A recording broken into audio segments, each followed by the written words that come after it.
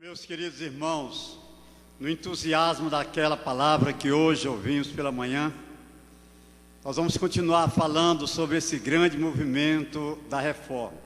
Abra sua Bíblia em Efésios capítulo 2, versos 8 e 9. Já lemos, mas vamos lê-los novamente.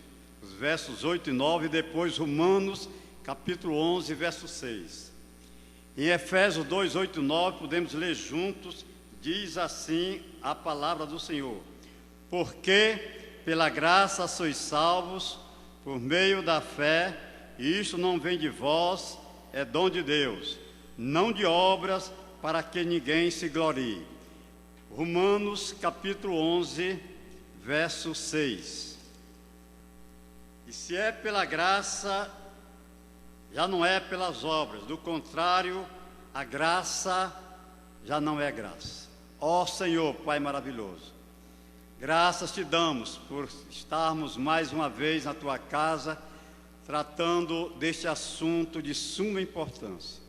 Fala nesta noite aos nossos corações, em nome de Jesus, amém. A data de 31 de outubro de 1517 é uma data histórica para o povo cristão. É verdade que este movimento já não empolga muita gente, nem mesmo as igrejas reformadas.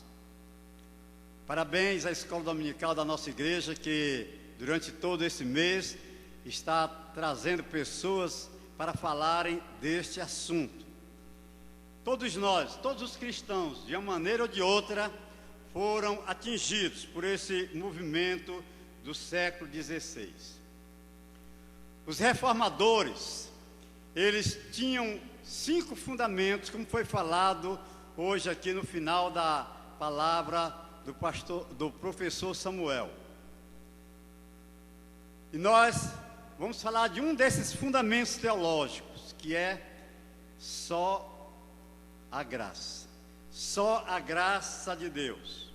Porque, meus irmãos, na época do século XVI, imperava na igreja movimentos que fugiam totalmente da palavra de Deus, e dizendo que a pessoa poderia comprar a sua salvação através das indulgências, através de boas obras. Mas a palavra de Deus, principalmente o apóstolo São Paulo, fala muito da doutrina da graça. Pela graça sois salvos. A graça revela, irmãos, o valor imenso que o homem tem diante de Deus. O ser humano é importantíssimo para Deus. É tão importante que este homem, depois de pecar, este homem, depois de desobedecer, Deus não desistiu do homem. O homem foi expulso da presença de Deus lá no Jardim do Éden. E quanto mais ele andava, mais se afastava de Deus. Mas Deus não esqueceu o homem. E Deus providenciou muitas maneiras de como este homem voltasse para Deus. Mas através da história, nós sabemos como o homem tem se afastado de Deus. Como as ciências sociais consideram o homem. As ciências sociais consideram o homem, quem estuda antropologia, quem estuda as ciências sociais, a ciência apresenta o homem sapiens, o homem sábio, o homem político, o homem social, o homem econômico. E através dos séculos, nós temos visto as manifestações do homem nesses vários segmentos. O homem tem se desenvolvido culturalmente. No século que nós vivemos, de fato, o homem tem conquistado um saber que jamais nós imaginaríamos que acontecesse. O homem tem conquistado de fato muito conhecimento científico, filosófico, todo tipo de conhecimento.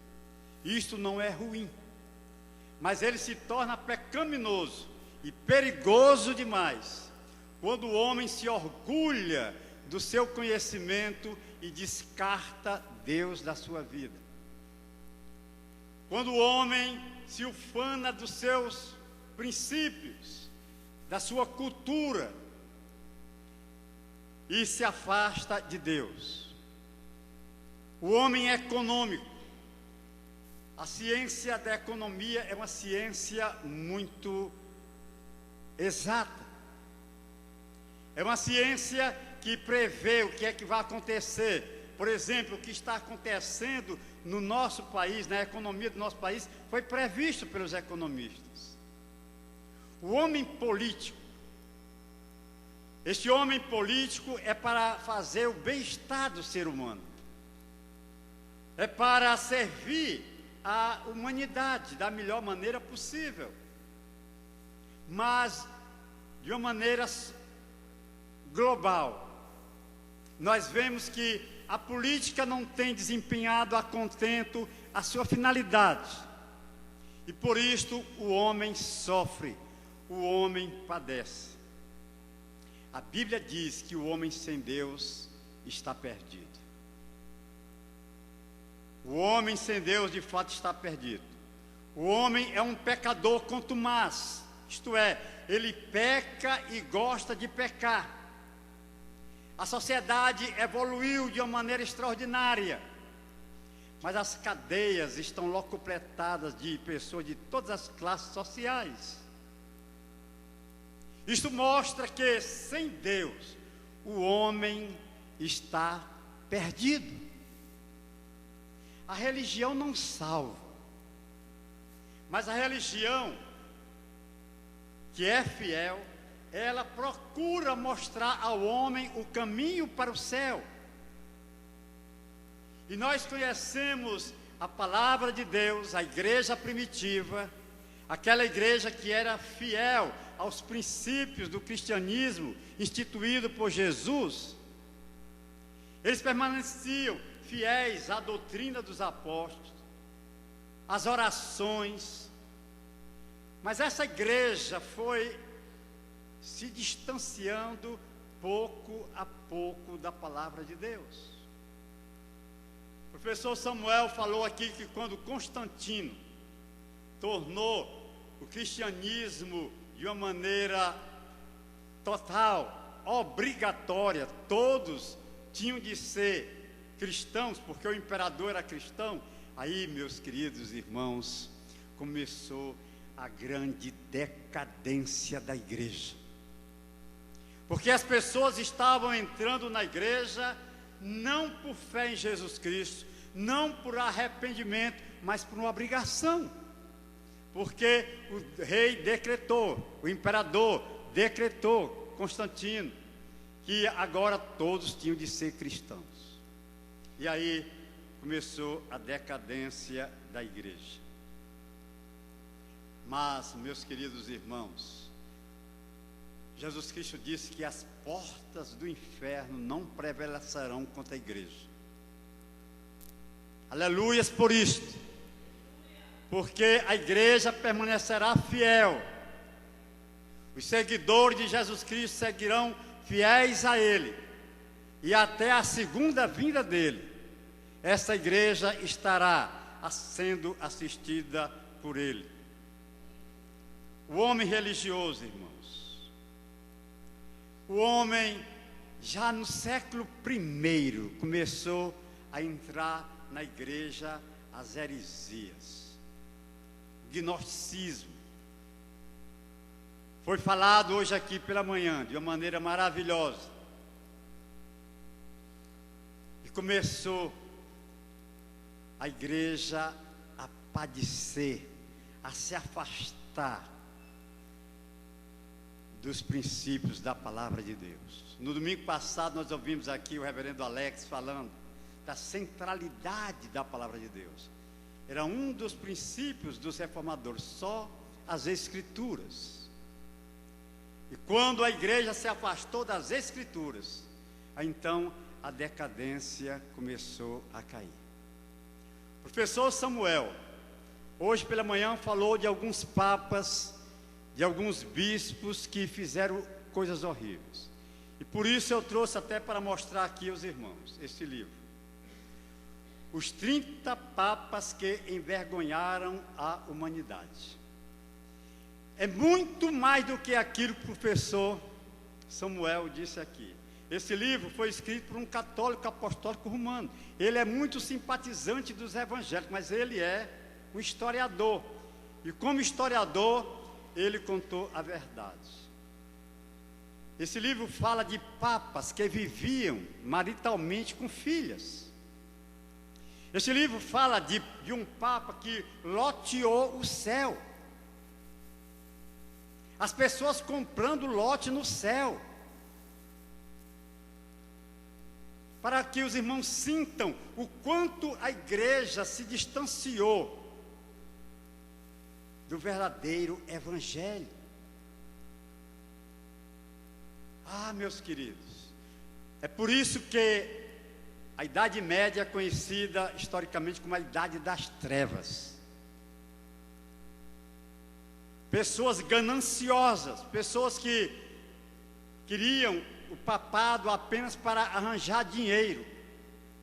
Papas que tinham várias amantes, teve até uma papisa. Se travestiu de homem. Verdadeiros absurdos. E Martinho Lutero não queria sair da igreja. Martinho Lutero não queria que a igreja se separasse, se dividisse, não. Ele queria tão somente que a igreja voltasse aos princípios de onde ela estava se afastando.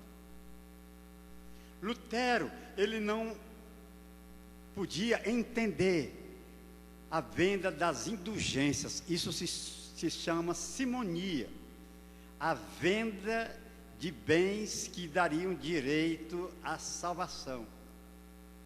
O Papa emitia um documento, e quem comprava esse documento tinha direito à salvação. O professor Samuel falou aqui do bispo Tetzel.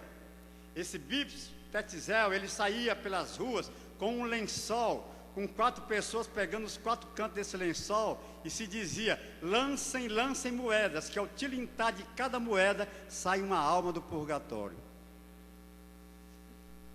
Foi um Papa que criou o purgatório, a vaca gorda da igreja. Muito dinheiro entrou na igreja por conta disso. Foi muito bem explicado isso aqui pela manhã. Meus queridos irmãos, esta igreja precisa ser preservada. Essa igreja precisa ser preservada. Um grande escritor evangélico, Francis Schaeffer, ele disse que a sociedade é um zero.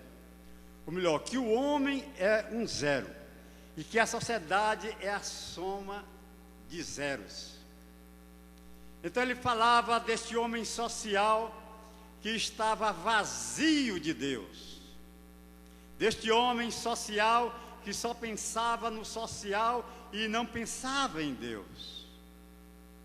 Nós hoje vivemos uma repetição disso.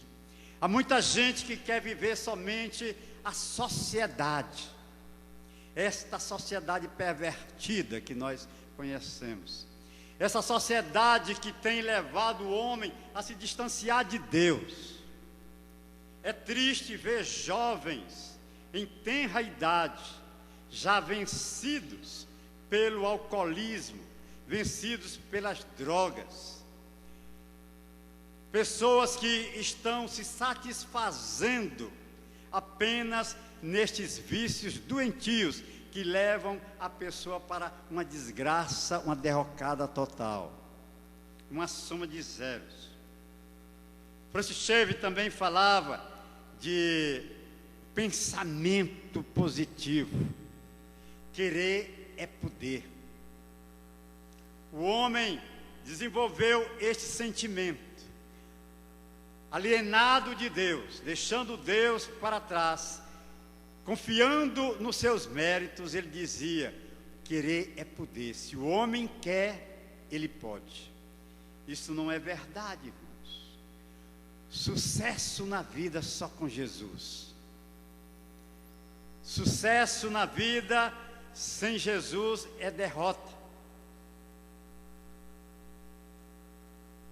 E existe, por outro lado, aqueles que olham com pessimismo para a humanidade, dizendo que esta humanidade não tem mais jeito.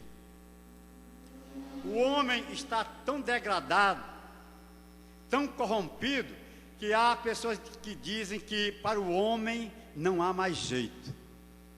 Mas há sim, o jeito é Jesus. O apóstolo São Paulo, o grande bandeirante da fé, ele pregava o evangelho a tempo e fora de tempo. E ele pregou: pela graça sois salvos, por meio da fé. Isto não vem de vós, é dom de Deus. O apóstolo Paulo apresentava Jesus aos pecadores.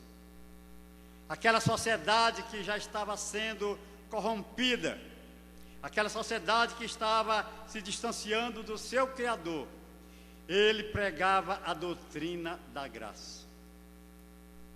A igreja presbiteriana admitiu esse slogan: a igreja reformada sempre se reformando.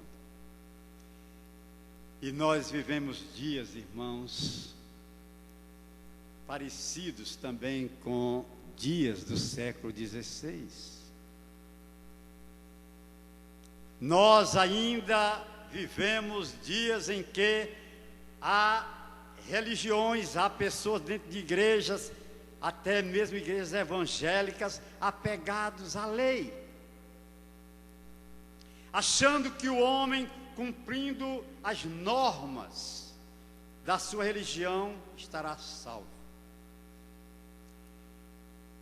E é interessante notar que os próprios seguidores de Jesus Cristo não entenderam a doutrina da graça. O próprio colégio apostólico não entendeu a doutrina da graça. Eles achavam que o evangelho era uma exclusividade deles, do povo judeu. O apóstolo Paulo teve uma dificuldade muito grande no meio do cristianismo, porque ele pregava o evangelho da graça, e enquanto a igreja lá em Jerusalém, os apóstolos pregavam a lei. O homem precisava se circuncidar, o homem precisava cumprir as normas da lei para ser salvo. Paulo não. Paulo entendeu o ensinamento de Jesus Cristo.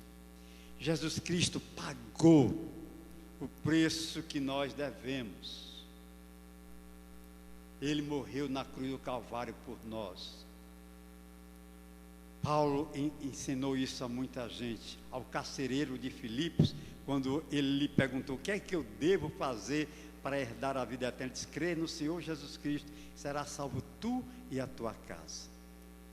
Agora, este crer implica em seguir a Jesus, implica em obediência a Jesus, implica em ser observador das normas do reino que Jesus pregou. O apóstolo Paulo ensina isso muito bem.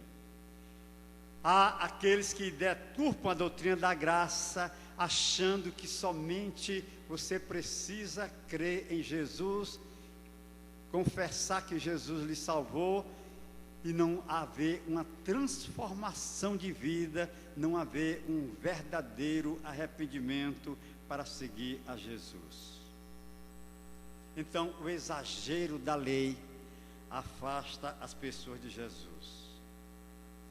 A igreja atual, irmão, descambou para esse extremo. Muitas correntes religiosas estão mercadejando o evangelho. É um eufemismo da simonia, da venda das indulgências. Eufemismo quer dizer um meio diferente, que não fere, que não agride muito as pessoas. É um meio de modificar aquela maneira muito cruel do século XVI. Então, hoje está sendo pregado também um evangelho em que você compra a salvação quando você doa tudo que você tem, quando você dá muito dinheiro. Você pode trocar a sua felicidade, a sua saúde, o seu sucesso, se você der dinheiro. Isso é simonia. Isso é mercadejar o evangelho. Isto é um evangelho que não tem apoio na palavra de Deus. Muitos dos pregadores do século 21 estão precisando de reforma. A igreja reformada sempre se reformando.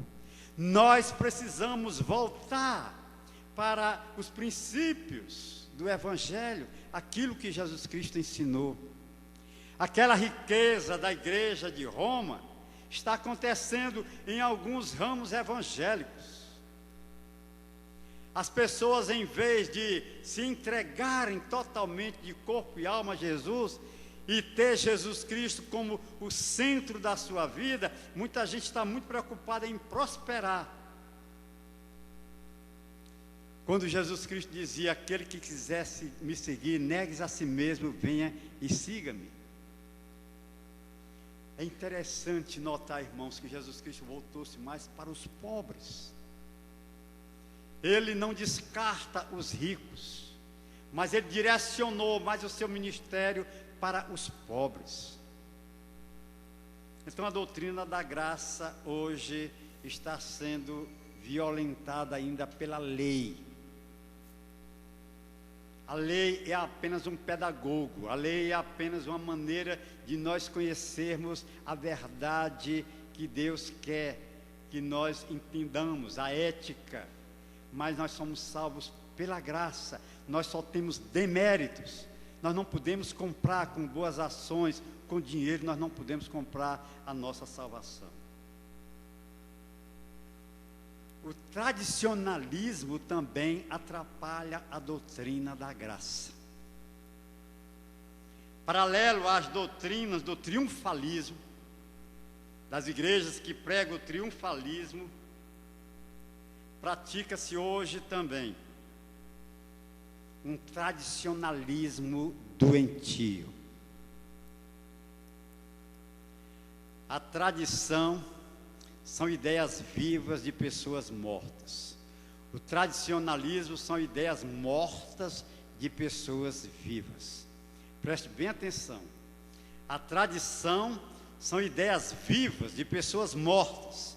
O tradicionalismo são ideias mortas de pessoas vivas. A tradição é válida. A tradição do evangelho é válida. Nós precisamos nos conservar fiéis à tradição do cristianismo, do que Jesus Cristo ensinou quando ele esteve aqui na terra, o que os apóstolos ensinaram. Mas o tradicionalismo é doentio. E muitas igrejas estão vivendo um tradicionalismo. O tempo está evoluindo e a igreja está parada no tempo. Nós precisamos, irmãos, de ter novas estratégias para conquistar as pessoas para Jesus Cristo. É uma nova tática numa velha base. A velha base é o Espírito Santo de Deus. É a Bíblia Sagrada, mas nós podemos ter novas táticas, novas estratégias. E a que eu acho mais fabuloso é o contato pessoal. Evangelismo por relacionamento. Você fazendo amizades para trazer os seus amigos para Jesus. Não existe evangelismo mais eficiente do que este.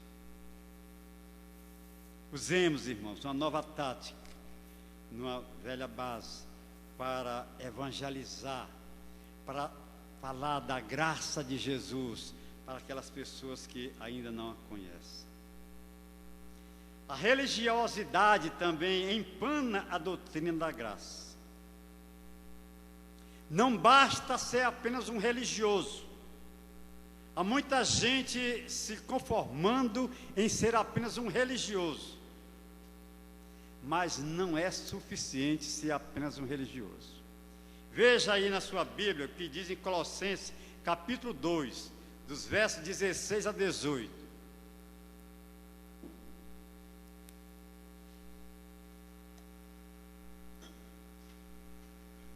Que é que o apóstolo São Paulo chama a atenção, condenando uma simples religiosidade. Ele diz assim: portanto, ninguém vos julgue pelo comer, ou pelo beber, ou por causa de dias de festa, ou da lua nova, ou dos sábados, que são sombras das coisas que hão de vir.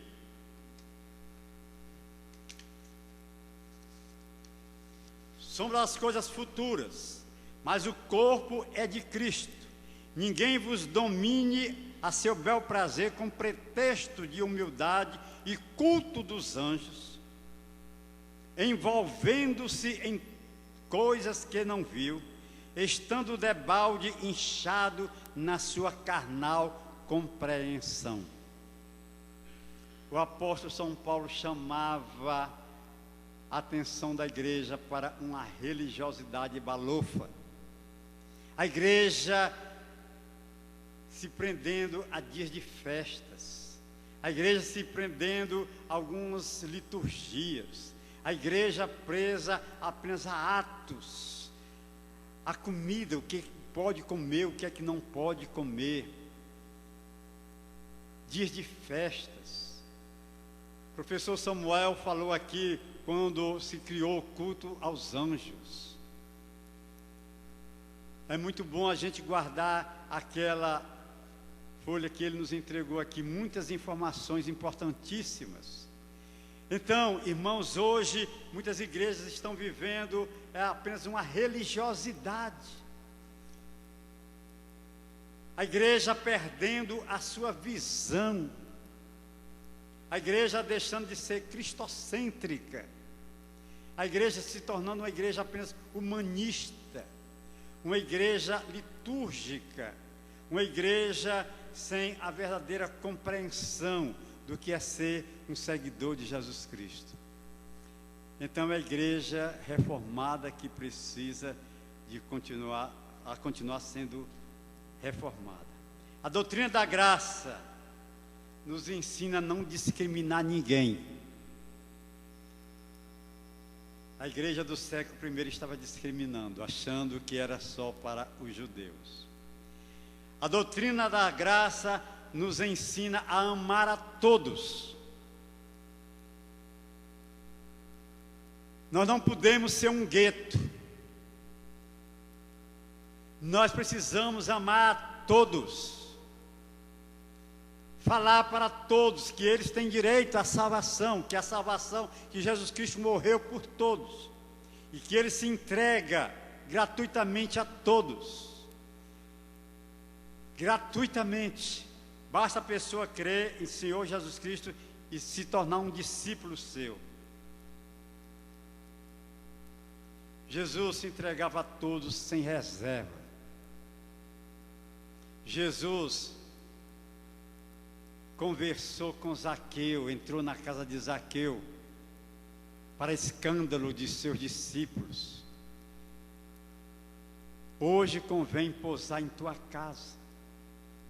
Jesus conversou com aquela mulher adúltera lá de João capítulo 8.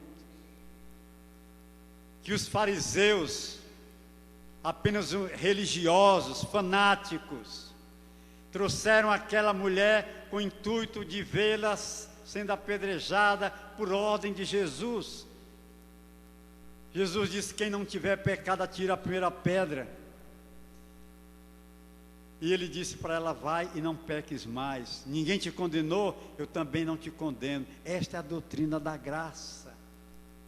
É a doutrina em que Jesus valoriza aquelas pessoas que são descartadas, aquelas pessoas que são desassistidas, os inválidos, aqueles que estão à margem da sociedade. É a estes que Jesus Cristo vai buscar. Jesus conversou com a mulher samaritana. Os judeus, zelosos dos seus princípios, descartavam os samaritanos. Jesus Cristo dialogou com aquela mulher e lhe falou da água da vida. Sejamos, irmãos, pregadores das boas novas de salvação. Preguemos que só a graça salva, que não é a religião que salva, que não é a igreja que salva. Quem salva é Jesus. A igreja do século XVI foi uma igreja que estava vendendo a salvação e por isto entrou numa depravação total. Que Deus se apiede da nossa igreja, do nosso século, e que sejamos fiéis, ortodoxos à palavra de Deus.